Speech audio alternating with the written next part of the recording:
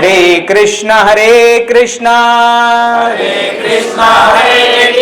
कृष्ण कृष्णा हरे हरे कृष्णा कृष्णा हरे हरे हरे राम हरे राम राम राम हरे हरे. ఈ యమభట్టులు వస్తారు. యమభట్టులు వచ్చి మరి ఎక్కడికి తీసుకుపోతారు? ఎక్కడికి తీసుకుపోతారు? లక్ష్మీనారాయణ గారు ఎక్కడికి తీసుకుపోతారు? యమభట్టులు ఎక్కడికి తీసుకుపోతారండి?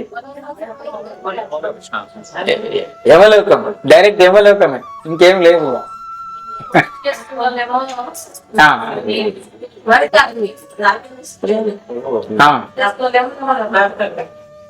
ఓకే.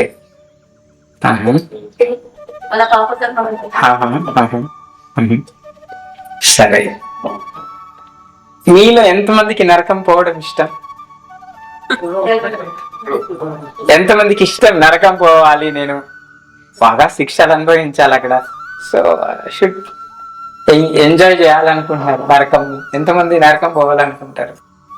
అసలు నరకం పోవడం ఎవరికైనా ఇష్టం? అసలు నరకం పోవడం ఎంతమందికి ఇష్టం ఉంది?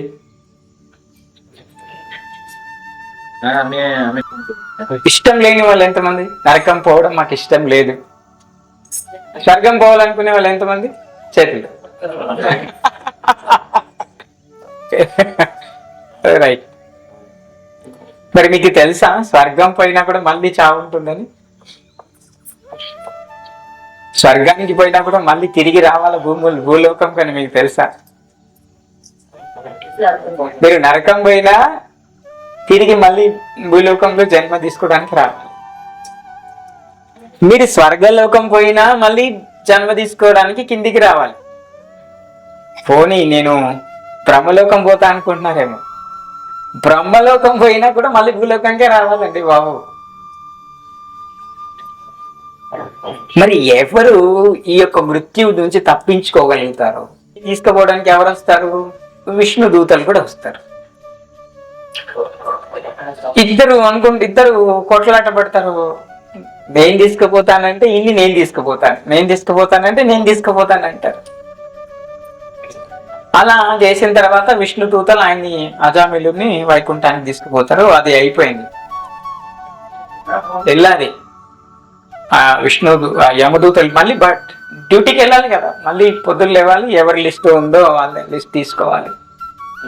ఎవరెవరు ఈరోజు మరి ఉన్నారో వాళ్ళ లిస్ట్ తీసుకురావడానికి వెళ్ళాలి. అలా తీసుకురావడానికి వెళ్తూ ఉంటే యమధర్మరాజు పిలుస్తారు వాళ్ళని, ఇలా రండి. ఎందుకంటే నిన్న ఒక సంఘటన జరిగింది. అజామిలుడు పిలిచి ఇది రహస్యానం ఈ చెవులలో చెప్తారనమాట. రహస్యం, ఇది రహస్యం అని చెప్తారు. పిలిచి మనం ఏదైనా ఉంటే ఏం చెప్తాం? ఎవరికైనా వినిపెట్టద్దు అంటే చెవులో చెప్తాం. వాళ్ళని పిలిచి చెప్తారు సంస్కృతంలో, ఇది రహస్యానం వినిపెడతాం. చాలా శ్రద్ధగా ఉంది. ఏమని చెప్తున్నారు యమభటులకి? మీరు వెళ్ళండి కానీ ఎవరైతే నేనున్నాను కదా యమధర్మరాజుని, ప్రభురేహం అన్యతాచిత్, నేను ఎవరినైతే ప్రభువుని ఉన్నానో నేను అన్యులకి మాత్రమే ప్రభువుని. నా ప్రభువేహం నా వైష్ణవానాం, వైష్ణవులకి మాత్రం నేను ప్రభువుని కాను. మీరు ఎవరినైనా పట్టుకురావండి, మీకు ఎవరైనా పట్టుకురావడానికి అవకాశం ఉంది, హక్కు ఉంది. పాశం తీసుకురండి, కానీ వైష్ణవుల జోలికి మాత్రం పోవద్దు. ఏమంటారు? స్వయంగా యమధర్మరాజు చెప్తున్నారు ఆయనకి, వైష్ణవుల జోలికి పోవద్దు. ఏం చేయాలి మరి? లీలారిచ్చి దండం పెట్టాలి. నిజం, ఎవడే చెప్తున్నారు. నేను కూడా వైష్ణవుల యొక్క చరణ ధూళి కోసము పాకులాడు. వైష్ణవులు ఎవరు? విష్ణువుని ఆశ్రయించిన వారు, విష్ణువుని యొక్క భక్తి చేస్తున్నవారు, కృష్ణుని ఆశ్రయించిన వారు, కృష్ణుని భక్తి చేస్తున్నవారు వైష్ణవుల కిందకి వస్తారు. సో అప్పుడు వాళ్ళకి చెప్తున్నారు, పట్టులకి యమధర్మరాజు చెప్తున్నారు, మీరు వైష్ణవుల జోలికి వెళ్ళొద్దు, వైష్ణవానం సో యథాశంభ అంటారు. సో ఈ వైష్ణవులు ఎవరెవరు వైష్ణవుల కిందికి వస్తారు? అసలు వైష్ణవులు ఎలా గుర్తుపట్టాలి? మరి ఇప్పుడు మీరు బొమ్మంటారు, వైష్ణవుల్ని పట్టుకోవద్దంటున్నారు. మరి వైష్ణవుల్ని ఎలా గుర్తుపట్టాలి? ఎవరికి మేము పాశం వేయకూడదు, వాళ్ళ కోసం సపరేట్ గా యమదూతలు వస్తారు, కాకుండా విష్ణు దూతలు వస్తారు. అప్పుడు చెప్తున్నారు, యమధర్మరాజు చెప్తున్నారు, భాగవతంలో వస్తుంది ఇది. ఏమని చెప్తున్నారంటే, స్వయం కంటే శ్రీ తులసీ దళాచాం. ఏమంటారంటే, ఈ కంఠంలో ఎవరైతే తులసి మాలని ధరించి ఉంటారు, ఎవరుంటారు? ఎవరైతే ఈ కంఠంలో తులసి మాలని ధరించి ఉంటారో వారు వైష్ణవులు. వైష్ణవులు ఎలా గుర్తుపెట్టాలి? అసలు ఎవరు వైష్ణవులు? వైష్ణవులు గుర్తుపట్టడానికి బాహ్యంగా అంతరంగా, అంటే బయట అలంకరణలు ఎలా ఉంటాయి, అసలు బయటకి చెప్తున్నారు, లోపలికి చెప్తున్నారు. బయట ఎలా చూసి గుర్తుపట్టాలి? డాక్టర్ అంటే ఎవరండి ఇక్కడ అంటే గుర్తుపట్టి మీరు ఎలా గుర్తుపడతారు? తెల్ల కోటు ఏదో వేసుకుంటారంటే ఇదే డాక్టర్ అనుకుంటారు, అండ్ కంప్యూటర్ అయినా డాక్టరే అనుకుంటారు కదా. ఒక కోర్టు దగ్గరికి వెళ్ళి ఎవరా లాయర్ని గుర్తుపట్టమంటే మనం గుర్తుపట్టేస్తాం, నల్ల కోటు వేసుకునే ఎవరైనా నాకు లాయర్. సో అలా కంటేచ తులసి మాల, ఎవరైతే కంఠంలో తులసి దళాల యొక్క మాలని ధరించి ఉంటారో వారు వైష్ణవులు. వారిని మీరు అస్సలే ముట్టదు, వాళ్ళ జోలికి మీరు పోవద్దు. ఓకే, ఒకటైపోయింది. ఇంకా ఇక్కడ మీరు శంఖ చక్ర ధారణ అంటే ఇలా ఆచమనం చేసుకుంటారు అందరు, దీక్ష అయిన వాళ్ళు ఇలా. సో కృష్ణాయ నమః, వాసుదేవాయ నమః, సో వామనాయ నమః, శ్రీధరాయ నమః, ఋషికేశ్. సో పంచనామావ్యాలే చేస్తారు, ఆచమనం చేస్తారు పొద్దుగల స్నానం చేసిన తర్వాత అదంతా. సో ఎవరైతే శంఖ చక్రాలను ధరించి ఉంటారో, నామాలని ధరించి ఉంటారు, 12 చోట్ల నామాలు ఉంటాయి బాడీలో. సో విత్ దిస్ వన్ బ్రహ్మరంధ్రంతో పాటు 12 చోట్ల నామ తిలకధారణ ఉంటుంది, ఆడవారైనా మగవారైనా. సో అలా శంఖ చక్రధారణని ఎవరైతే ధరించి ఉంటారో వాళ్ళని వైష్ణవులు అంటారు. వాళ్ళని కూడా మీరు ముట్టుకోవద్దు. ఇంకెవరు? లలాట ఫలకే శ్రీ, ఏమంటారంటే దీన్ని పౌండ్ర, ఇది మన ఊర్ధ్వ పౌండ్రమే ఏదో అంటారు, ఊర్ధ్వ పౌండ్రం అని అంటారు సంస్కృతంలో ఈ తిలకంని. ఎవరైతే విష్ణు తిలకం, ఎవరైతే కృష్ణ తిలకం ఉందో, పాదుక, okay, there are so many tilaks for Vaishnavas, not only one. अनेक प्रकार के तिलक हैं. तो भगवान का जो एक आदमी है कि तिलक लगाते हैं. చెప్తున్నారు ఇలా. ఇప్పుడు మనం ఇక్కడ విష్ణు యొక్క కృష్ణుని యొక్క పాదం పెట్టుకున్నాం అంటే ఎవరైతే భగవంతుని యొక్క లలాట ఫలకి అంటే ఈ యొక్క తిలకం, ఈ యొక్క ఫలకం మీద ఎవరైతే భగవంతుని యొక్క తిలకాన్ని గ్రహించి ఉన్నారో వారి జోలికి వెళ్ళదు, వారు కూడా వైష్ణవుల కిందికి వస్తారు.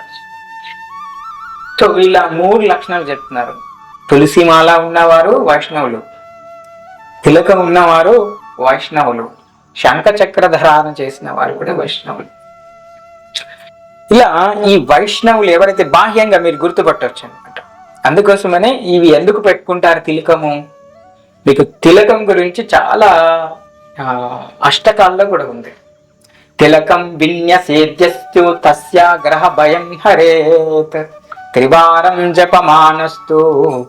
సో మీరు నరసింహ శతకం నరసింహ అది కవచం కనుక చదివితే దాంట్లో వస్తుంది. నరసింహ కవచంలో స్వయంగా వస్తుంది. ప్రహ్లాద్ మహారాజ్ స్వయంగా ప్రహ్లాద్ మహారాజ్ చెప్పినటువంటిది. మీరు తిలకం పెట్టుకుంటే ఏమీ మీకు నష్టం జరగదు, ఎలాంటి లాభం జరుగుతుంది. మీరు కంటి మాల వేసుకోవడం చెప్తారు. బంగారు ఆభరణం ఏంటండి, ఎందుకండి అది? మీరు బాగా బంగారం చేయించుకొని మెడలు వేసుకుంటే దాన్ని ఏంటి లాభం? మీకు భగవంతుడు జ్ఞానమతి గుంజుకుపోతారు, ఇంకా దొంగలు గుంజుకుపోతారు, ఇంకా భగవంతుడు. అదే తులసి మాల వేసుకున్నారనుకోండి, మీకు యమధర్మరాజు నుంచి కూడా పర్మిషన్ లేదు. చూడండి, యమధర్మరాజు కూడా భయపడతారండి తులసి మాల వేసుకుంటే. ఇది నేను చెప్పట్లేదు, స్వయంగా వ్యాస భగవానుడు భాగవతంలో చెప్పారు, శాస్త్రంలో. యమధర్మరాజు స్వయంగా భటులకి చెప్తుంటే ఇదే విషయాన్ని పరమశివుడు అమ్మవారికి చెప్తున్నారు, పార్వతీదేవికి. దేవి, యమధర్మరాజు ధర్మశాస్త్రంలో ఏమని చెప్పారు? ధర్మశాస్త్రం ఒకటి ఉంది, ఆ ధర్మశాస్త్రంలో వారికి ఇలా చెప్తున్నారు అని దేవికి చెప్పి, పార్వతి అమ్మవారికి ఆల్రెడీ శివుడు వైష్ణవుడు, పరమ వైష్ణవుడు. వైష్ణవానాం యథాశంభో అంటారు. శివుడి తర్వాత ఎవరైనా పెద్ద వైష్ణవులు ఉన్నారు. పార్వతీదేవికి వైష్ణవ దీక్ష ఇప్పించారంట. ఎవరు? శివుడు. సో ఇప్పుడు మళ్ళా అంటే క్లాషెస్ వస్తాయి, శివుడు గొప్ప, అది అవదు, భగవంతుడు అందరూ ఒక్కరు. పార్వతీదేవికి వైష్ణవ దీక్ష ఇప్పించారంట. అంటే వైష్ణవుల యొక్క దీక్ష గ్రహించడం. వైష్ణవుడిగా ఎవరైనా మారొచ్చు, మీరు గుర్తుపెట్టుకోండి. వైష్ణవుడికి ఈ మతం వారు మారాలి, ఈ కులం వారు మారాలి, వీళ్ళు మారాలి, వాళ్ళు మారకూడదని ఎవరు లేదు. కుల, జాతి, లింగం భేదం ఏమీ లేదు. ఎవరైనా వైష్ణవులుగా మారచ్చు. వైష్ణవులుగా ఈ సృష్టిలో ఉన్న ప్రతి ఒక్కరు వైష్ణవుల కిందకే వస్తారు. సో వైష్ణవులుగా ఉండడం అంటే ఇలాంటి మనకి మృత్యువు నుంచి భయం ఉంటుంది వాళ్ళకి. మరి బయట బాహ్యంగా ఇలాంటి లక్షణాలు ఉన్నాయి. ఓకే, ఇలా మంచి కంటి, అందుకనే చెప్తారు తులసి. మేమైతే స్నానం పడుకుని మంచిగా తిలకధారణ చేసుకుని పడుకుంటాం మేము. తిలకధారణ చేసుకొని ఆచమనం చేసుకొని పడుకుంటాం. మంచిది, చాలా మంచిది. ఎందుకంటే మృత్యు ఎప్పుడు వస్తుందో తెలియదు. అంటే మృత్యుకి భయపడి కాదు నేను అనేది. ఎందుకంటే మనము ఒక వారికి సంబంధించిన వాళ్ళము. నేను ఒక భగవంతుడు, నా యందు భగవంతుడు ఉన్నాడు, నేను భగవంతుడికి చెందిన వాణ్ణి. ఇప్పుడు మీరు చెప్తారు కదా, మీరు ఎవరు అంటే మా తల్లిదండ్రులు ఈయన, మా తల్లి మే, మా తండ్రి నా అని చెప్తున్నారు కదా. ఎవరు ఆయన, ఏ తాలూకా, మీ నాన్న పేరు ఏం పేరు, మీ అమ్మ పేరు ఏం పేరు అంటే మనం చెప్తాం కదా. అలానే ఈ యొక్క లక్షణాలు మనకు కలిగి ఉంటాయి. ఇలా ప్రతి ఒక్కరు కూడా వైష్ణవులుగా మారడానికి భగవంతుడు ఉచితంగా అలా వదిలేశారు. ఎవరైనా వాళ్ళ శరీరాన్ని పవిత్రీకరించుకొని, పంచమ సంస్కరణలు ఉంటాయి దీంట్లో.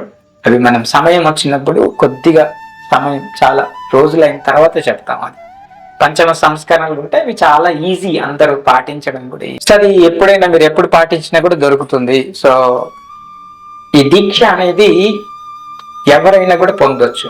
లక్ష్మీనారాయణ ప్రభు, దత్తాత్రేయ ప్రభు, సనాతన ప్రభు, శివ ప్రభు, ప్రశాంత్ ప్రభు, ఇంకా ప్రభు ఇక్కడ ఉన్నారు, ఎవరైనా కూడా దొరకచ్చు. అలా అని చెప్పేసి ఏదో ఈ కంటిమాలని ఊరికేనే మనం ఏదో ఫ్యాషన్ గాని చేసుకోకూడదు. చాలా మంది నేను చూశాను ఇక్కడికి వచ్చినప్పుడు, కొంతమంది వేసుకున్నారు తెలియకుండానే కంటిమాల వేసుకున్నారు, తులసిమాల. కానీ ఈ తులసిమాల వేసుకుంటే చేయకూడని తప్పులు కూడా ఉన్నాయి. నిజంగా తులసిమాల వేసుకునేవారు వెల్లుల్లి, అల్లం, వెల్లుల్లి తర్వాత ఉల్లిపాయ తినకూడదు, వెల్లుల్లి తినకూడదని శాస్త్రంలో ఉంది. ఎందుకు తినొద్దు? తల్లి మేలు తల్లి చేయని మేలు కూడా ఉల్లి చేస్తుంది అంటారు కదా. మీరు ఎందుకు అలా అంటున్నారు? అక్కడి వరకే మాకు తెలుసండి, శాస్త్రం మాకు తెలియదండి. మేమేం పుస్తకాలు ఉన్న చదవమండి. ఎవరని చెప్తే మేము దాన్ని పట్టుకుని మేము అనేస్తామండి. అక్కడి వరకే మాకు తెలుసు. మనకి లోతైన పరిశీలన అవసరం లేదు, జనాలకి లోతైన పరిశీలన అవసరం లేదు. ఒక గురువు ఏం చెప్తున్నారో ఆ గురువు యొక్క వాణి మీద, వాక్కు మీద శ్రద్ధ కలిగి ఉండాలి, నమ్మకం కలిగి ఉండాలి. అయితే మనకి ఈ యొక్క వైష్ణవ స్థితి దొరుకుతుంది.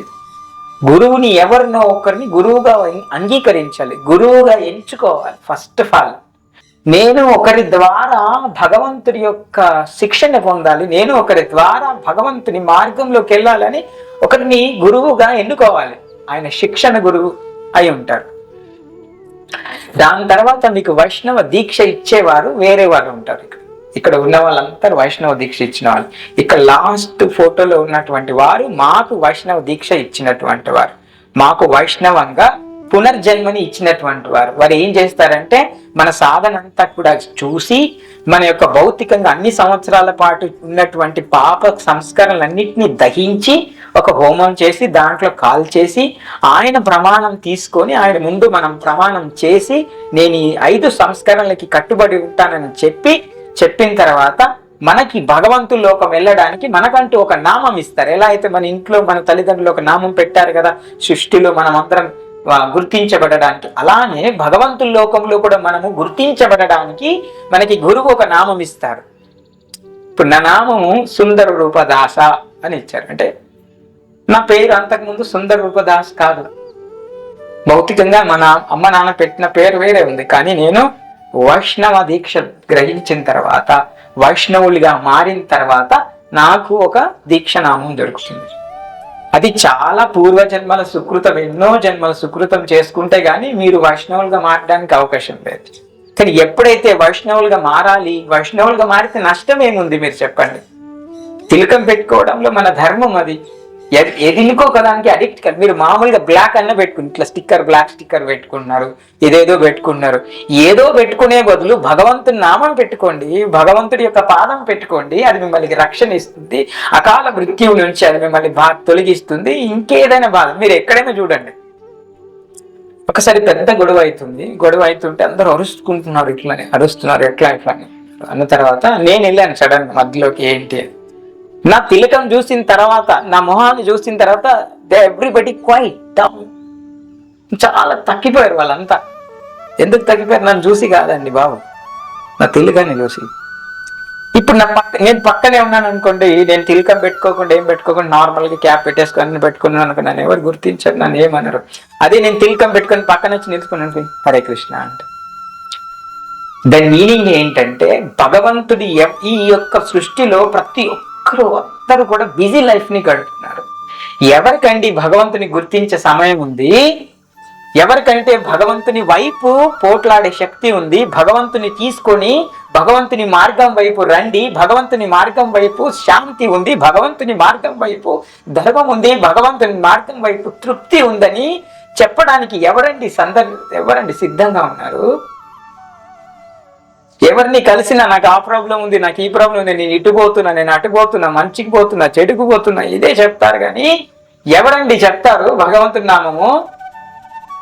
అలా చెప్పేటువంటి సందర్భం కాకుండా, అలా చెప్పేటువంటి సమయం లేకున్నా కూడా మన ముఖాన్ని చూసిన వెంటనే, ఈ తిలకాన్ని చూసిన వెంటనే అరే ఈ మాతాజీ హరే కృష్ణకు సంబంధించిన వాళ్ళని వారి మనసులో కూడా భగవంతుని నామాన్ని రగిలించేటువంటి ఒక శక్తిని పెట్టుకున్న తిలకం ఉందని మర్చిపోవద్దు మీరందరూ కూడా. కఠినాత్ముడైనా సరే ప్రహ్లాద్ మహారాజ్ చెప్తారు, ఎంత కఠినాత్ముడైనా సరే, బండరాయి అయినా సరే, అడు 10-100 హత్యలు చేసినవాడైనా సరే, ఈ నామాన్ని ఈ తిలకాన్ని చూసినవాడు అరే ఈయన హరే కృష్ణ వాడు అంటాడు. భగవంతుని నామం ఉల్టా అన్నా పల్టా అన్నా ఎట్లా అన్నా ఆడు అంతా కూడా అయినా హరే కృష్ణ యొక్క నామాన్ని, హరే రామ అనే నామాన్ని పలికించగలుగుతున్నాం చూడండి. ఆ గొప్ప ధర్మం మనం తీసుకోవాలి, అంతేనే కదా. పలికిస్తామా లేదా? వాడు బయటకు పలకపోవచ్చు, కానీ మనసులో అయితే అనుకుంటాడు కదా ఖచ్చితంగా అరే హరే కృష్ణ వాళ్ళు వచ్చారు, హరే కృష్ణ ప్రభు వచ్చారు. కాబట్టి గుర్తు పెట్టుకోవాలి మనం, కఠినాత్ముని సైతం కరిగించగలిగేదే దివ్యనామాలి వాలి నీ కంఠాన.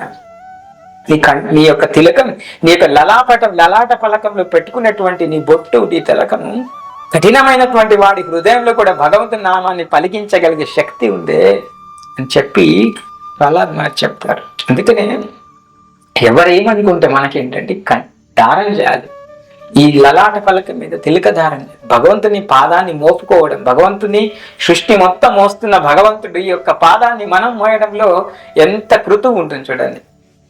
మేమైతే మా పిల్లలకి కూడా తిలకాలు పెట్టి స్కూల్కి పంపించేస్తాం. స్కూల్కి ఇలానే పంపిస్తాం, మొత్తం శంఖ చక్రాలు పెట్టేస్తాం, నామాలు పెట్టేస్తాం, పంపిస్తాం.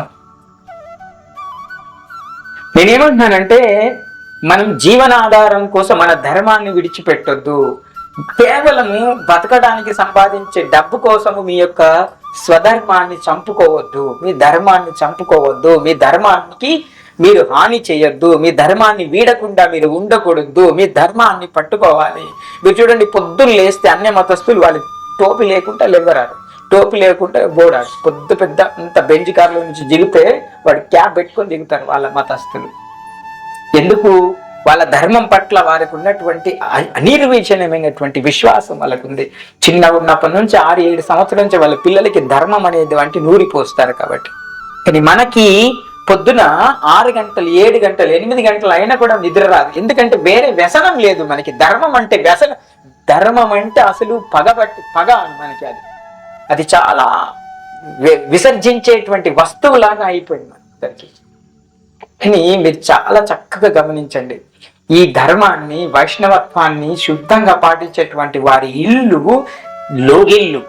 లోగిళ్ళు అంటే అందంగా ఉంటాయి, చాలా ప్రశాంతంగా ఉంటాయి, బాగా ఉంటాయి. కలిసి ఉంటారు, కలిసి తింటారు, కలిసి పడుకుంటారు, కలిసి కష్ట నష్టాలు చెప్పుకుంటారు. సో ఇలాంటి గృహాలు ఉంటాయి. ఇల్లులు ఉండవు. ఇల్లు అంటే ముళ్ళులతో సమానం. ఇల్లు అంటే భౌతికమైంది. గృహం చేసుకోవాలి, గృహాలయం చేసుకోవాలి. ఇంటికాడ పేర్లు రాపిస్తే కూడా అదే రాపించుకో, గృహాలయం అనాలి. ఇల్లు కాదు. మనందరి ఇల్లులు ఎవరు? ఇంట్లో ఏముంటాయి? ఎవరి ఇల్లు అంటారు? ఇంటికి రండి అనకూడదు, మా గృహానికి విచ్చేయండి అని చెప్పాలి. ఎవరి గృహానికి విచ్చేయండి అని అంటారు? ఎవరి ఇంట్లోనైతే శ్రీ విగ్రహాలు పూజింపబడతాయో, ఎవరి ఇంట్లోనైతే ధర్మనిఘంటు ఉంటుందో, అంటే భగవద్గీత ఉంటుందో, ధర్మాచరణ కొద్దిగా అయితే ఉంటుందో, వారి ఇల్లులన్నీ వైష్ణవ క్షేత్రాలే, వైష్ణవ నిలయాలే, వైష్ణవ గృహాలే. గుర్తుపెట్టుకోండి. మీకు ఎవరైనా సమాజంలో ఎవరైనా దూషించండి, వాళ్ళతో సంబంధం లేదు.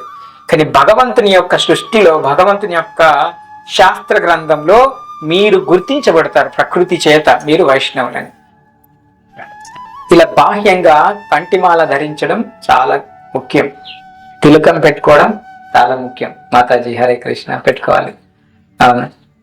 అదేవిధంగా ఆచమనం చేసుకోవడానికి మీరు ప్రారంభకులు అనేటువంటి బుక్లో చదివితే మీకు దాంట్లో తిలకధారణ ఎలా చేయాలి అనేది ఉంటుంది.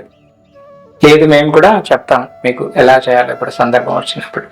అలానే బాహ్యంగా చూస్తారు. మరి అంతరంగికంగా ఏం లక్షణాలు ఉండాలి? మనసు లోపట అంతరంగికంగా ఏ లక్షణాలు ఉంటే వైష్ణవులు అంటారని చెప్తున్నారు దాన్ని యమధర్మరాజు. ఎవరికైతే దయ ఉంటుంది, మనం చెప్పుకున్నాం లాస్ట్ ఎలా ఉండాలి భగవంతుడికి ఇష్టమైన వారు అని చెప్పి, అవునా? ఏ శ్లోకంలో చెప్పినాం? అది 13, 12 అధ్యాయంలో చెప్పుకున్నాం. ఎప్పుడైతే దయ అనేటువంటి వారు ఎలా ఉండాలంటే, వైష్ణవులు ఎలా ఉంటారట అంటే, పరదుఃఖ దుఃఖి, ఇతరులకి దుఃఖం ఉంటే వాళ్ళకి కూడా దుఃఖం ఉన్నట్టుగా భావిస్తారట. వాళ్ళు వైష్ణవులు. వాళ్ళకి వస్తే మనకు వస్తేంది అని అనుకునేవారు వైష్ణవులు కాదు చెప్తున్నారు. ఎదుటి వారి కష్టాన్ని కూడా మన కష్టం అనుకునేటువంటి వారికి దుఃఖం అనిపిస్తుందట, దయ ఉంటుంది వారికి. వాళ్ళని వైష్ణవులు అంటారు. ఇప్పుడు ఎలా చేస్తారంటే, వాళ్ళు ఒక జీవికి ఎక్కడ కష్టం వచ్చిందంటే అది ఆ దుఃఖంలో చూసి వెళ్ళిపోరు వైష్ణవులు. వాళ్ళు ఏం చెప్తున్నారు యమధర్మరాజు, ఆ జీవిని ఆ యొక్క ప్రాబ్లం నుంచి బయట పడేసిన తర్వాత గాని వాళ్ళు తృప్తిగా వారి పనికి వెళ్ళారు. రత్నాకరుడు వాల్మీకిగా మారిన తర్వాత ఒక బోయవాడు పక్షిని కొడితే ఏడుస్తాడు అక్కడ కూర్చొని. రత్నాకరుడు అంటే ఎవరు?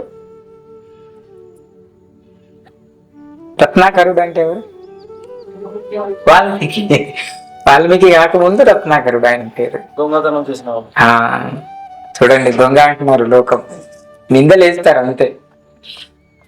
ఈ సమాజం అంతా నిందలేసేవాళ్ళు. సో ఎలా అంటే చూడండి, ఆయన రత్నాకరుడిగా ఉన్నప్పుడు చేసినటువంటి పాపం, చేసినటువంటి కర్మ, తాను వాల్మీకిగా మారి ఇతరులు ఆ పక్షిని ఇబ్బంది పెడుతున్నప్పుడు అక్కడ కూర్చొని ఏడుస్తున్నారంట ఆయన. అంటే అంత దయ కలిగి ఉండాలి. అలా ఏడ్చే వాళ్ళే వైష్ణవులు. వైష్ణవులు అంటే ఊరికే కాదు, వైష్ణవులకి గొప్ప లక్షణం ఉంటుంది. ఒక వైష్ణవుడు ఇంకొక వైష్ణవుని చూస్తే కావలించుకోవాలనిపించాలి. వైష్ణవుని చూడగానే అబ్బా ధైర్యం అనిపించాలి. ఆహా ప్రభుజీ వచ్చారు, ఆహా ఆ మాతాజీ వచ్చింది, ఆహా, ఇట్లా ఒక నిండుదనం రావాలి గుండెలోకి. అలా వస్తేనే వైష్ణవుల యొక్క లక్షణం అంట. ఏమో మరి మాకు మా ప్రభుజీని చూస్తే అనిపించేది అట్లా, మరి మాకు మమ్మల్ని చూస్తే అనిపిస్తుందో లేదో నాకు తెలియదు. మా ప్రభు చేస్తుంది తప్ప ఇప్పటి వరకు ప్రభుజీ ఎప్పుడు వస్తారా కీర్తన చేస్తూనే ఉండేవాళ్ళం మేము. కీర్తన చేసి వస్తున్నా ప్రభుజీ వస్తున్నట్టే, ఆహా ప్రభుజీ వచ్చిన్నారు, ప్రభుజీ వచ్చిందే. సో ఒక ఎనలేనటువంటి ధైర్యం వస్తుంది. సో అక్కడికి ప్రభుజీ రంగానే అరా మొత్తం మారిపోతుంది. సో వారి యొక్క సాధన ప్రకారం అది మారిపోతుంది. వైష్ణవులకి చాలా శక్తి ఉంటుంది, గుర్తుపెట్టుకో. ఈ బ్రాహ్మణత్వం కంటే ఉన్నతమైంది వైష్ణవత్వం. బ్రాహ్మణత్వం అనేది జస్ట్ ఈ మనకి శాస్త్రానుగుణంగా అది అర్హత వరకు ఉంటుందేమో కానీ వైష్ణవత్వం అని సంపాదించడం అనేది బ్రాహ్మణత్వం తర్వాత గ్రహించేది వైష్ణవత్వం. సో కాబట్టి మనం అందరం కూడా ఎలా ఉండాలని చెప్తున్నారు ధర్మరాజు, యమధర్మరాజు చెప్తున్నారు. ఇంటీరియర్ గా ఎలా ఉండాలి? దయ కలిగి ఉండాలి, ప్రతి ఒక్కరి మీద దయ ఉండాలి, కరుణ ఉండాలి, ఇతరుల బాధల్ని మన బాధ అనుకునేలాగా ఉండాలి, క్షమాగుణం ఉండాలి, క్షమించగలగాలి, క్షమించేయాలి. లక్ష్మీనారాయణ ప్రభు అట్లా క్షమించాలి, పర్లేదు అంతేనా కదా శివప్రభు. క్షమించగలిగేటువంటి గుణం ఉంటాయి. ఆ తత్వాన్ని పెంపొందించుకోగలగాలి మనం. భగవంతుడికి ఇష్టం కావాలి కదా. సో భగవాన్కు మనం ప్రియంగా అనిపించాలి అంటే వైష్ణవ లక్షణాలు కావాలి. వైష్ణవులను ఎవరన్నారన్నాం? ఎవరైతే విష్ణువుని భజిస్తారో, విష్ణువుని భక్తి చేస్తారో, కృష్ణుని భజిస్తారో, కృష్ణుని ప్రేమ చేస్తారో వాళ్ళు వైష్ణవులు అని చెప్తారు. వాళ్ళకి ఇలాంటి లక్షణాలు ఉండాలని చెప్పి స్వయంగా యమధర్మరాజు చెప్తారు. అలా మనము ఇంటీరియర్ గా కూడా ఎలా ఉండాలంటే అలా ఉండాలి. అందరినీ సమానంగా చూడగలగాలి, అందరికీ సమానమైనటువంటి ఆశీర్వాదం ఇవ్వగలగాలి, అందరినీ సమానంగా జోడించగలగాలి. మీరు చూడండి, ఎప్పుడైనా మేము గురు మహారాజ్ దగ్గరికి వెళ్తాం కదా, గురు మహారాజ్ ప్రతి ఒక్కరికి 5 minutes అంటే అందరికి 5 minutes ఇస్తారు టైం. ఇప్పుడు శివప్రభు కొద్దిగా బాగా దగ్గర అని చెప్పి శివప్రభుకి ఒక 15 నిమిషాలు, సుందర ప్రభుకి ఒక 5 నిమిషాలు, ఇలా ఇవ్వరు. వారు ఎంత పెద్దవారు అయినా సరే వారికి 5 minutes అంటే 5 minutes ఇస్తారు టైం. అలా ఉంటుంది గురువులది. అసలు ఇంకా వైష్ణవులు అంటే ఎలా అని గుర్తించగలగాలి అని అడుగుతున్నారు వాళ్ళు. అత్యంత సింపుల్ గా ఎవరైతే బతుకుతారో వాళ్ళే వైష్ణవులు. ఇంకా ఏమంటారు? అత్యంత సులువుగా సింపుల్ గా బతికేవారు, ఆడంబరంగా బతకరు వాళ్ళు. చాలా శుద్ధంగా ఉంటారు. తిలకం ఉంటుంది, కంటిమాల ఉంటుంది, ఇలా అచమయం ఉంటుంది, ఇంకా పుల్లక పెట్టుకుంటారు, ఏదో ఇట్లా వైట్ వస్త్రాలు వేసుకుంటారు. అవును, అలా సనాతన ప్రభులాగా అట్లా కూర్చుంటారు. సో ఇలా ఎలా ఉంటుంది అంటే ఈ వైష్ణవత్వాన్ని తెలుసుకోవడం కోసం వ్యాస భగవానుడు యొక్క పూర్ణిమ కాబట్టి ఈరోజు నేను అది ఎందుకు నేను అసలు ఈ టాపిక్ అనుకోలేదు.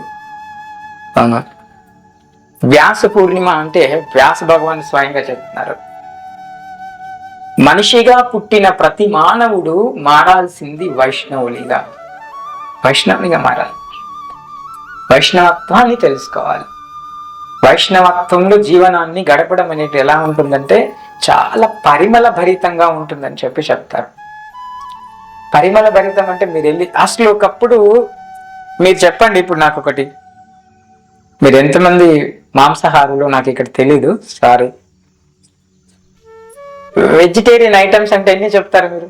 ఎన్ని ఉంటాయి? మీరు ఎన్ని తినగలుగుతారు? పప్పు, వంకాయ, టమాటా, ఆలుగడ్డ, ఇంకా పాలకూర, చాలా ఉన్నాయి. నేనైతే నాకు తెలియదు అసలుకే వెజిటేరియన్స్ ఎన్ని రకాలు ఉంటే నాకు తెలీదు. By when I was join ISKCON, నేను ఇస్కాన్ లో జాయిన్ అయిన తర్వాత అసలు నేను ఇప్పటి వరకు లైఫ్ లో తినని ఇస్కాన్ లో తిన్నాను. చాలా చాలా మంచి మంచి ఐటమ్స్ చేస్తారు వాళ్ళు. ఎందుకోసం అని అంటే భగవంతుడు భూమి నుంచి ఉద్భవించినటువంటి, ధరణి నుంచి ఉద్భవించినటువంటి వాటిని స్వీకరించి మీ శరీర పోషణ చేయమని చెప్తారు. ఈ భూమి నుంచి ఉద్భవించేది, ఈ భూమిని చీల్చుకొని వచ్చేటువంటి వాటితో మీ పోషణ చేయండి అని చెప్తారు. ధరితి నుంచి, ఈ యొక్క భూమి ధరణి నుంచి పుట్టినటువంటి ప్రతి దాన్ని ఆస్వాదించే హక్కు, అధికారం మనకి ప్రతి ఒక్కరికి ఉన్నాయి. ఈ పువ్వులు, బర్రెలు, గేదెలు ఆస్వాదిస్తాయా? క్యారెట్లు, టమాటాలు మంచిగా నైస్ గా వెజిటేబుల్ మిక్స్ కర్రీ చేసి పెడితే తింటాయా? అవి ఏవి తింటాయి మరి? ఏవి తింటాయి? వాటిని ఏవి తింటాయి? మనం తింటాం కదా. సో కాబట్టి భగవంతుడు ఏం చెప్తున్నారంటే వాసన గ్రహించేటువంటి వాసన అన్ని చూస్తాయి, కానీ వాటికి తెలియదు ఈ వాసన యొక్క విలువ. అవన్నిటిని చూడగలుగుతాయి, కానీ ప్రతి దాంట్లో భగవంతుడు ఉన్నాడని గ్రహించేటువంటి శక్తి కేవలం మనకి మాత్రమే ఉంది. ఇంటీరియర్ గా గుర్తు పెట్టుకోవాలి, నాలోనూ భగవంతుడు ఉన్నారు, నీలోను కూడా భగవంతుడు ఉన్నాడనేటువంటి తత్వాన్ని కలిగిన వాడే వైష్ణవుడు అని చెప్తారు. అందుకని ఆ శ్లోకం కూడా చెప్పుకున్నాం మనం. విద్యా వినయ సంపన్నే బ్రాహ్మణే గవిహస్తిను శుని చైవ స్వపాకేవా పండిత సమదర్శిన. ఎవరు పండితులు, ఎవరు వైష్ణవులు ఎలా ఉంటారంటే వారు అందరినీ సమాన దృష్టిలో చూస్తారు. వాళ్ళు గ్రహించాలి ఏంటంటే, మనకు అనుకుంటున్నాం వీరు నా నాన్న, వీరు నా అమ్మ, నా సొంత అమ్మ సొంత నాన్న అంటారు కదా మీరు. కానీ మీ లోపల ఉన్నటువంటి పరమాత్ముడు పూర్వం నుంచి ఈ శరీరం వచ్చినప్పుడు మాత్రం వీళ్ళ అమ్మ నాన్న, ఈ శరీరం రాకముందు ఇంకొక శరీరంలో ఉన్నప్పుడు, ఆ శరీరం రాకముందు ఇంకొక శరీరంలో ఉన్నప్పుడు, ఆ శరీరం రాకమున్నప్పుడు ఇంకెన్నో శరీరాల్లో ఉన్నప్పుడు కూడా మనతో పాటు ఉన్నటువంటి వారెవరు? పరమాత్మ. మన లోపల ఉంది ఆత్మ కదా. ఆత్మ ఎక్కడి నుంచి వచ్చింది? పరమాత్మ నుంచి కదా. అంటే మన యొక్క స్వయం తండ్రి ఎవరు? మరి నిజమైన తండ్రి ఎవరు ఇక్కడ? పరమాత్మ. పరమాత్మ ఎవరు? కృష్ణుడు, విష్ణువు. సో ఇలా మన లోపటున్నటువంటి పరమాత్మని మనం మర్చిపోయామన్నమాట. లోపటున్నటువంటి మన యొక్క తండ్రిని మనం మర్చిపోయామన్నమాట. ఆ తత్వాన్ని తెలుసుకోవడానికి కోసమే మనం అందరం కూడా ఇలా ఎన్నో పురాణాలు పెట్టారు భగవంతుడు, ఎన్నో శాస్త్రాలు పెట్టారు, ఎన్నో ఇతిహాసాలు పెట్టారు. ఇవన్నిటిని చదివి భగవంతుడు ఏమంటున్నారు? వేదేచ్య సర్వం రహమేత్య వేద్యం అని. మీరు వేదాలు చదువుతారు, అందులో ఉన్నటువంటి సారం అంతా కూడా నన్ను గురించి తెలుసుకోవడానికే. మీరు పురాణాలు చదవండి, ఇతిహాసాలు చదవండి, ఏం చదివినా మళ్ళీ తిరిగి తిరిగి నా దగ్గరికి తీసుకొస్తుంది. అర్జునుడికి చెప్తారండి 18 అధ్యాయాలు చెప్పిన తర్వాత అర్జునుడికి చెప్తారు, అర్జున 18 అధ్యాయాలు చెప్పాను అయ్యా, నీకు 18 కుటలు చెప్పాను, నీ ఇష్టం, ఇప్పుడు ఏం చేస్తావో చేసుకో. ఇప్పుడు చంపవా ఏంటా వాళ్ళది ఏంటి, నీ ఉద్దేశంలో ఏం చేయాలనుకున్నా ఆ కర్మ మీరు చేయండి అంటారు. అప్పుడు ఏమంటారంటే అర్జునుడు, చూడండి మాయ ఎంత స్ట్రాంగ్ గా ఉంటుందో.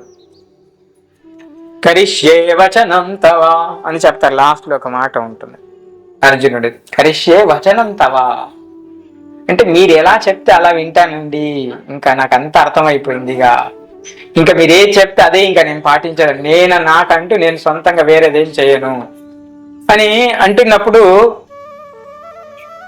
అలా అన్న తర్వాత అర్జునుడుకి మనసు ఆగదనమాట. ఆకుంటే ఏమవుతుంది, యుద్ధం అయిపోయిన తర్వాత ఆ కొడుకు ఎక్కడున్నాడని మాయ వెతుకుతుంది. అర్జునుడి కొడుకు ఎవరండి? అభిమన్యుడు.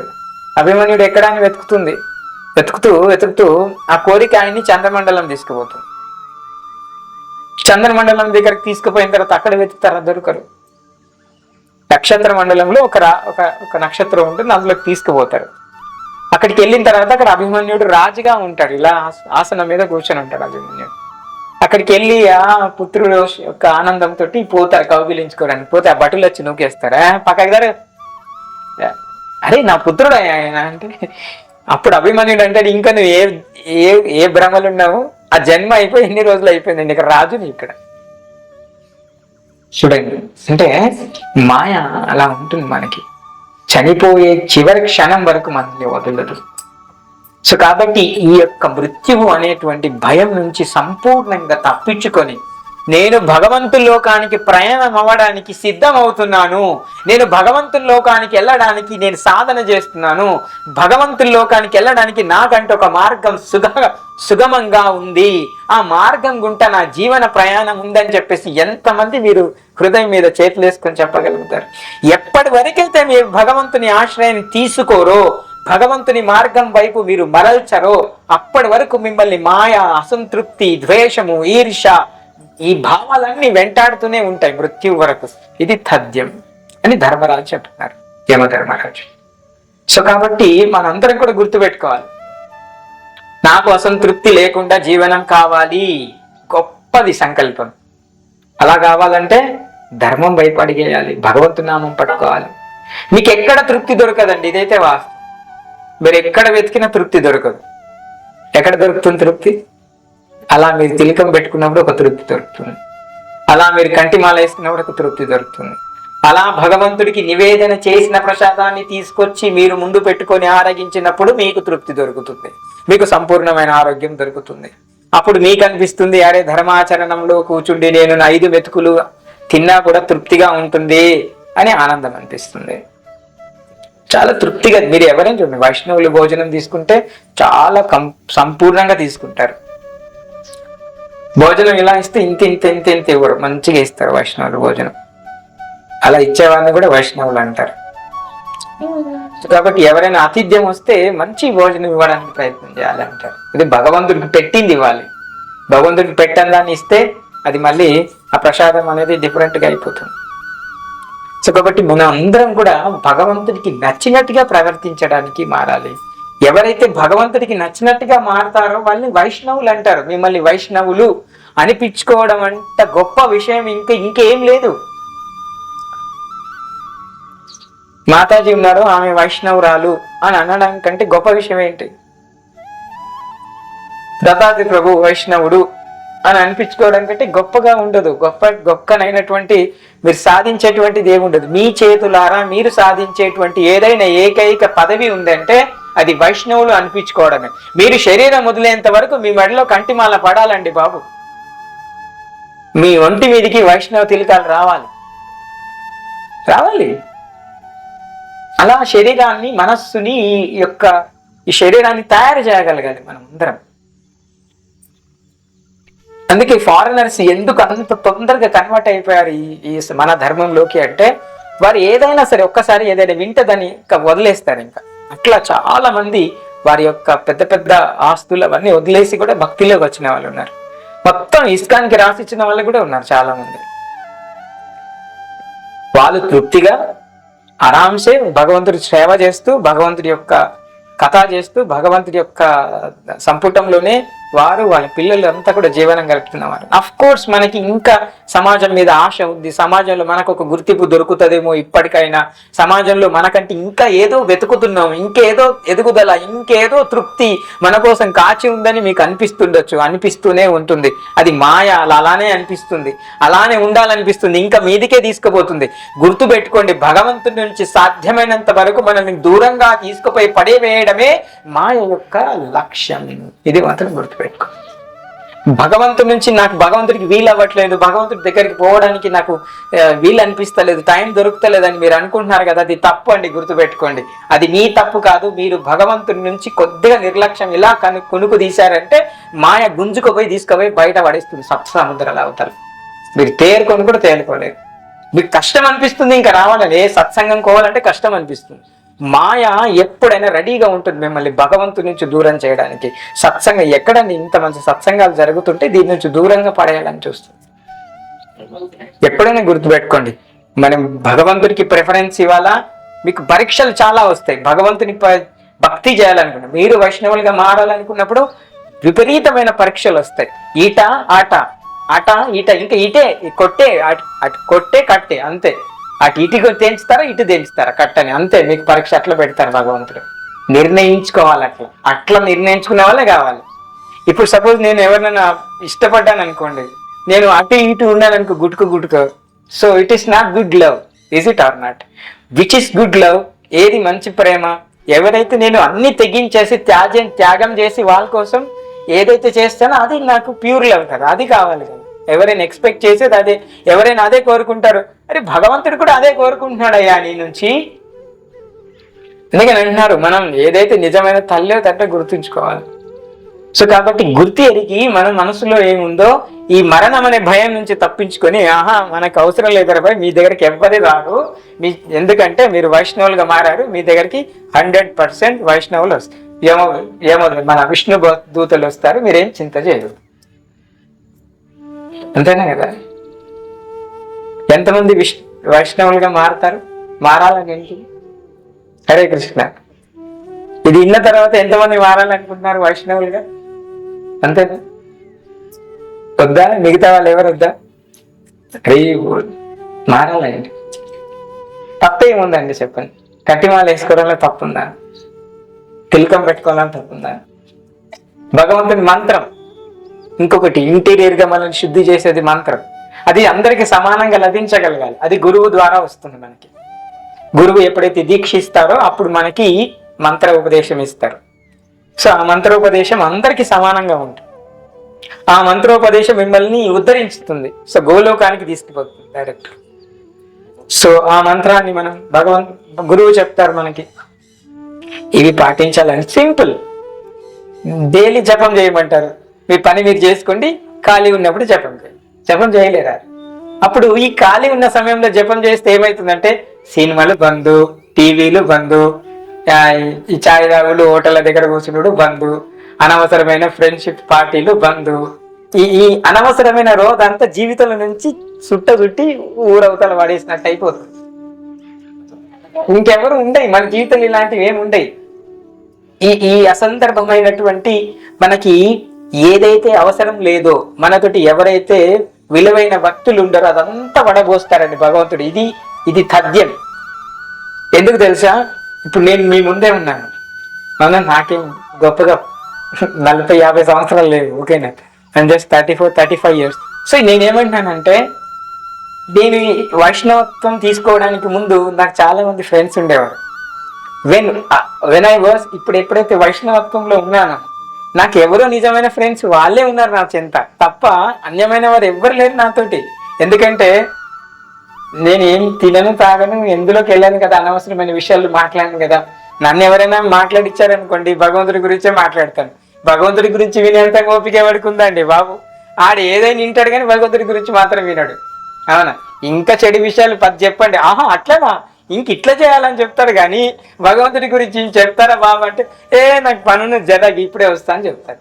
అందుకే నన్ను ఎవడే టచ్ చేయడు. ఎందుకంటే ప్రభుని పట్టినామంటే గంట సాకిడ్స పెట్టాడు. అవునా? ఇదేదో ఒక్క విషయం అడిగినామంటే ఇంకా ప్రభు ఖచ్చితంగా దాని బాటం వరకు చెప్తారని చెప్పేసి ఎవ్వరు నన్ను ముట్టరు. సో నాకున్న ఫ్రెండ్ సర్కిల్ ఇప్పుడు జస్ట్ 1% మాత్రమే ఉంది. 99% నాకు అనిర్వచనీయమైనటువంటి, అసందర్భమైనటువంటి, అవాల్యూనెస్ ఆఫ్ ఫ్రెండ్షిప్ కానీ రిలేషన్షిప్స్ కానీ ఏమీ లేవు లైఫ్లో. చుట్టాలు కూడా ఎవరు వీలారు మమ్మల్ని. ఎందుకంటే ఎందుకు విలువాలి? ఆయన తిన్నాడు తాగాడు, ఆయన ఎందుకు విలువాలంటారు? తింటే తాగితే పిలుస్తారు. అట్లాంటి సమాజం ఉంది ఈరోజు. విలువలేని దగ్గరికి మనం ఎందుకు వెళ్ళాలి మరి? భగవంతుడు చూడండి ఆపేస్తున్నారు మనల్ని, మీరు వెళ్ళొద్దని అక్కడికి, మీకు విలువ లేదు. మీరు ధరించినా, మీరు పాటిస్తున్నా, మీరు నియమిస్తున్నా, మీరు వెళ్తున్న మార్గానికి వాళ్ళకి మీకు సంబంధం లేదండి. మీరు వాళ్ళతో ఉండండి, వాళ్ళతో పాటు కూడా ఉండాలి. ఎందుకంటే వాళ్ళలో మార్పు మీ ద్వారానే రావాలి. మళ్ళీ వాళ్ళలో కూడా మార్పు ఎవరు తేవాలి? మరి మీరే తేవాలి.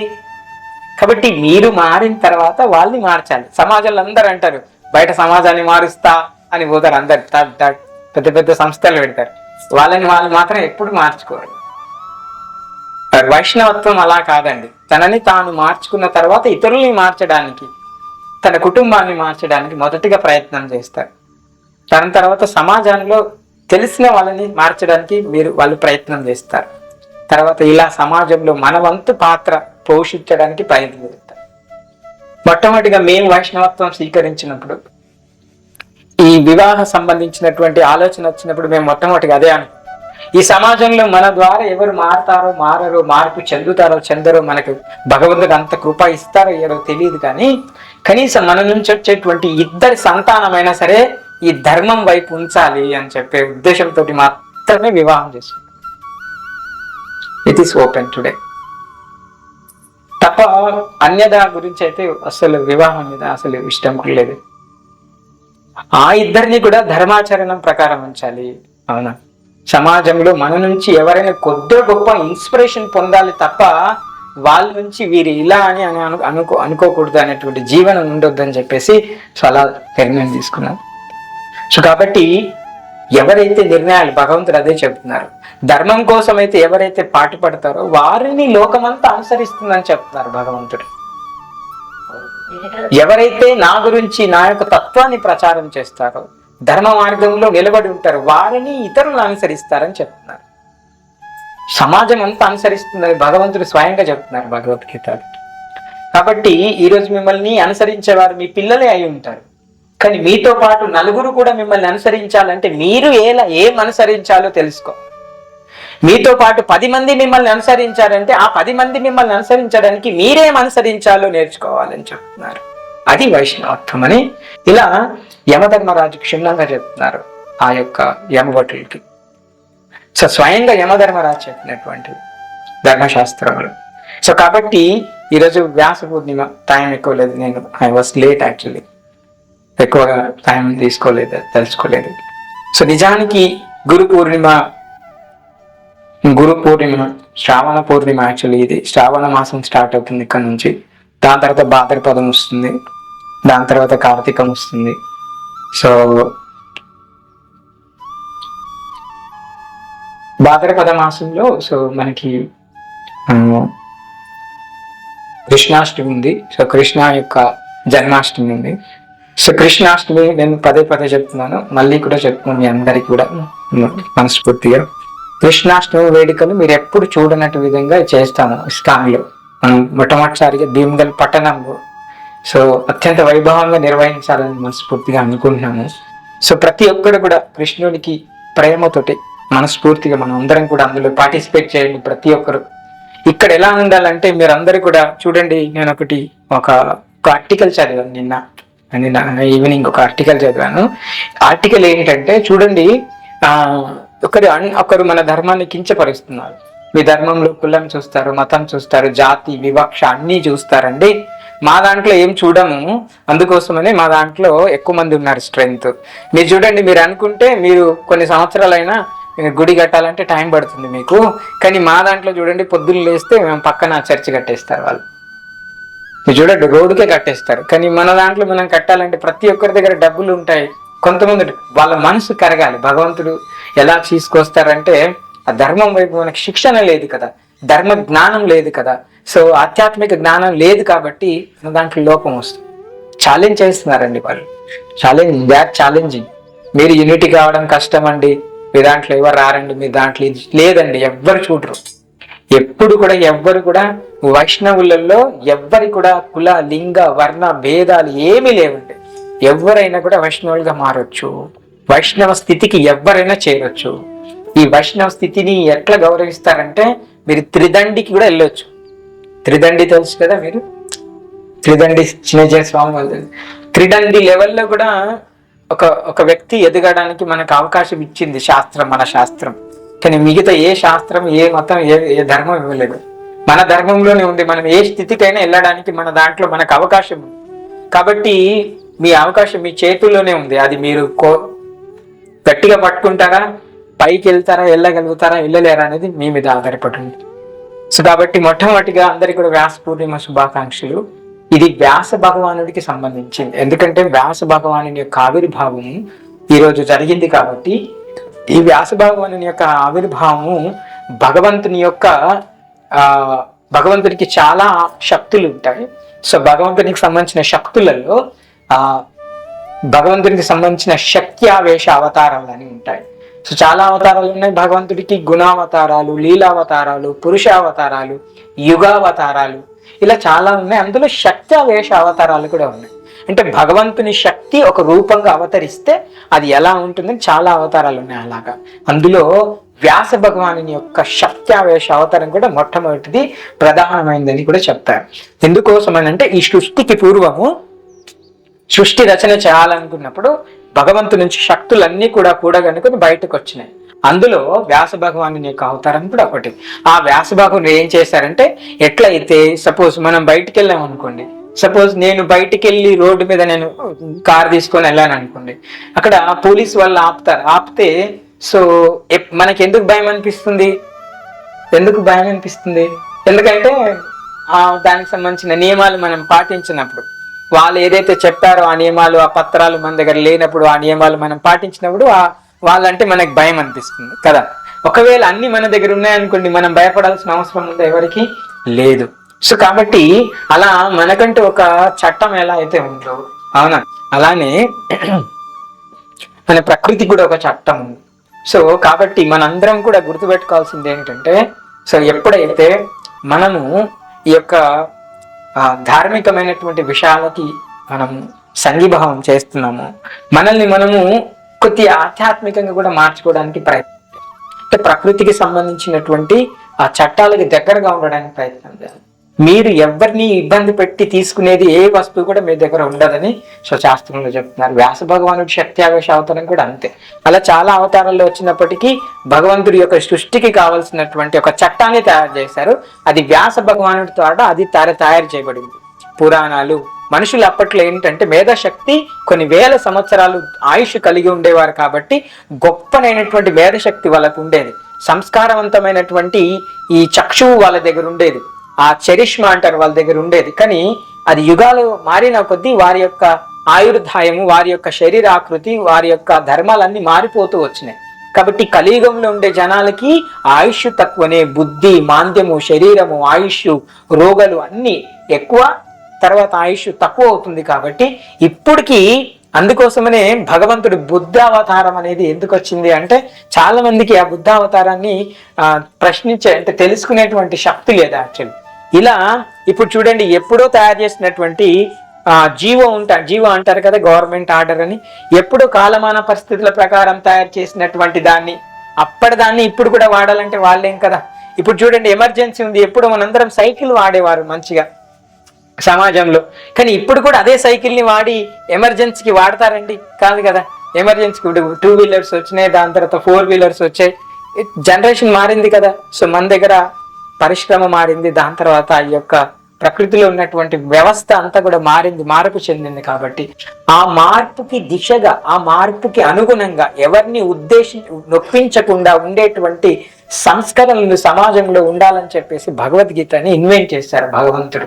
ఇలాంటి స్థితులు ఏర్పడతాయి కలియుగంలో అని చెప్పేసి ఇన్ని మార్పులు ఎవరు చేయడండి. ఒకప్పుడు వ్యాస భగవాను రాపిచ్చారు. వ్యాస భగవాను స్వయంగా వచ్చి ఈ వేదాలు చదవాలి, పురాణాలు చదవాలి, శాస్త్రాలు చదవాలి, ఇతిహాసాలు చదవాలని మహాభాగవత్ ఇవన్నీ రాశారండి. కానీ కలియుగంలో అవన్నీ సాధ్యమవుతుందా అండి? కలియుగంలో భాగవతం మహాభారతం అంటే అందరు నిష్టగా ఉండి ఇలా ఫుల్ టైమ్ గా ఉండి చేస్తారు, కానీ అన్ని వేదాలు చదవాలంటే సమయం ఉంటుందా అండి? ఎవరి దగ్గర లేదు సమయం. ఆ వేదాలని నిజంగా చెప్పే వాళ్ళు ఉన్నారండి? ఎవరు? అంత నిష్టగా నేర్చుకునే సమయము లేదు, అంత అడావిడి లేదు, అంత ధైర్యం కూడా ఎవరికి లేదు.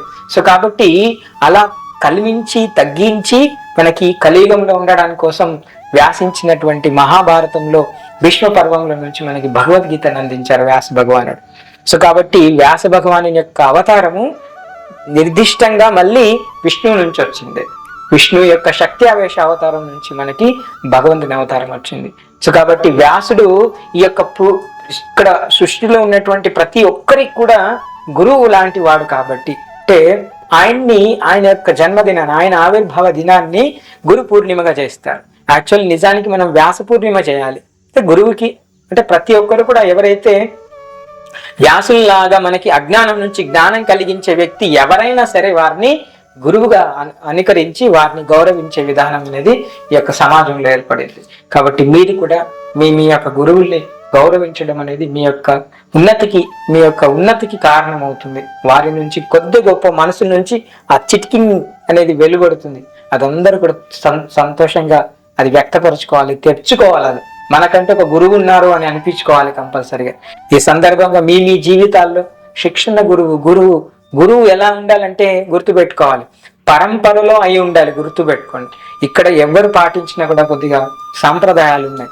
ఆ సాంప్రదాయాలన్నింటినీ కూడా మీరు ఎలా చూడాలంటే పరంపరలో గురు పరంపర ఉండాలి.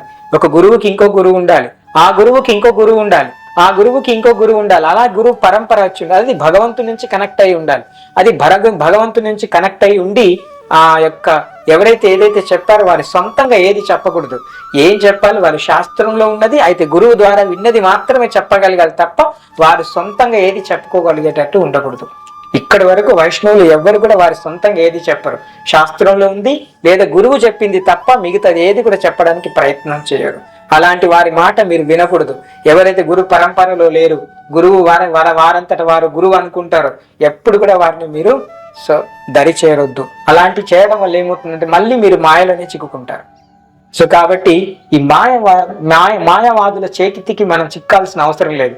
అది అలా చిక్కకూడదు అంటే భగవంతుడు చెప్తున్నారు, ఎవరిని నమ్మాలి, ఎవరిని నమ్మకూడదు. ఎవరిని నమ్మితే మనము నిజమైన పరంపరలోకి మనల్ని నడిపిస్తారు. భగవంతుడు చెప్తున్నారు, ఏవం పరంపరా ప్రాప్తమేమ బ్రాదర్శయో విదుహు. భగవంతుడు చెప్తున్నారు, పరంపరలో ఉన్నటువంటి వారి యొక్క అడుగుజాడల్లోకి మనందరం కూడా వెళ్ళాలని చెప్తున్నారు. సో కాబట్టి గ్రహించండి, సో ఆదరించండి. సో ఇక్కడ ఈరోజు మనం పాటిస్తున్నటువంటి పరంపర ఏదైతే ఉందంటే అది బ్రహ్మ మధ్వ గౌడీయ వైష్ణవ సాంప్రదాయం. మా చెల్లి మనం ఇక్కడ పరంపర చూస్తున్నాం. శ్రీ సాంప్రదాయం ఉంటుంది, దాని తర్వాత బ్రహ్మ మధ్వ గౌడీయ వైష్ణవ సాంప్రదాయం ఇప్పుడు మనం పాటిస్తుంది కూడా. సో దాని తర్వాత ఈ సాంప్రదాయం వాళ్ళ పరంపరలో ఉన్నటువంటి గురువుల్ని సంక్రమిస్తారు. మధ్వాచార్యులు, రామానుజాచార్యులు అలా వస్తుంది పరంపర. సో ఈ పరంపరలో రామానుజాచార్యులు ఉన్నారు, మధ్వాచార్యులు ఉన్నారు, అదే నింబార్కులు ఉన్నారు, చాలా మంది ఆచార్యులు ఉన్నారు. సో వారి యొక్క అడుగుజాడల్లో మనం ఊరికేనే చేయట్లేదు, ఊరికేనే చెప్పట్లేదు, ఊరికేనే మేము మాట్లాడట్లేదు. మా గురువు ఆ గురువు యొక్క ఆధీనంలో ఉన్నారు, వారి గురువు వారి ఆధీనంలో ఉన్నారు. అలా మీరు ప్రభుపాద్ని తీసుకుంటే Prabhupad is the 32nd person, 32వ వ్యక్తి అన్నమాట. ఈ యొక్క జ్ఞానాన్ని పరంపరలో అందించినటువంటి వ్యక్తులలో మనం అందరం అదృష్టం చేసుకున్నాం. ప్రభుపాద్ 32వ వ్యక్తి యాక్చువల్లీ. సో 32వ వ్యక్తి మనకు భగవద్గీతని స్వయంగా అందించారు. ఈరోజు మనం చదువుతున్న భగవద్గీత యొక్క భాష్యాన్ని ప్రభుపాద్ స్వయంగా రాశారు. సో కాబట్టి ఆ భాష్యం మనం అందరం చదవాలి, మన అదృష్టం. సో కాబట్టి ఎవరి ఇంట్లో భగవద్గీత లేకపోతే అది పెట్టండి. కృష్ణుడు భగవంతుడి నామస్మరణతో ఉంటుంది. మీరు రథయాత్ర చూసుంటారు కదా, ఎప్పుడు కూడా భగవంతుడి నామం తప్ప ఇంకేం చేయరు. భగవంతుడి నామాన్ని 1000 రకాలుగా పలికే వాళ్ళు ఉన్నారు. మీరు చూడండి ఎన్నిసార్లు పలికిన మనకంటూ అంటే యాష్టకి రాదనమాట, అవునా? సో ఇబ్బంది అనిపేది, ఎన్నిసార్లు పలికిన మళ్ళీ కొత్తగానే అనిపిస్తుంది. సో కాబట్టి మీ అందరికీ కృతజ్ఞతలు. హరే కృష్ణ. ఏదైనా ప్రశ్న ఉంటే అడిగి.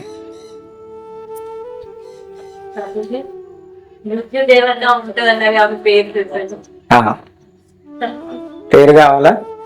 ఎందుకు? యాక్చువల్లీ శాస్త్రంలో మృత్యు దేవత అనే ఉంది తప్ప దేవతకి పేరు అనేది లేదు. యాక్చువల్లీ 33 కోట్ల మంది దేవతలలో వీరు కూడా ఒకరు. శాస్త్ర ప్రకారము 33 crores ఉన్నారు కదా మనకి హిందువులకి, అందులో చాలా మందిలో వీరు కూడా ఒకరు అనమాట. సో భక్తికి కూడా దేవత ఉన్నారు, భక్తి దేవత. సో మనకి అధిష్టాన దేవత, ఇంకా ఇప్పుడు దిక్పాలకులు కూడా దేవతలే వాళ్ళు. సో తూర్పుకి ఉత్తరానికి అలా దేవతలు కూడా దేవతలు. కాబట్టి ఇంకా స్పెషల్ గా వాళ్ళ యొక్క పేర్లు అనేవి ఎక్కడ మెన్షన్ చేయలేదు. సో కేవలం ఇప్పుడు చూడండి వరుణ దేవుడు అని ఉన్నారు, కానీ వరుణుడికి వరుణుడు అనే పేరు అంతే. సో వర్షాన్ని కురిపిస్తారు, వరుణ అంటే సంస్కృతంలో వర్షాన్ని ఇచ్చేటువంటి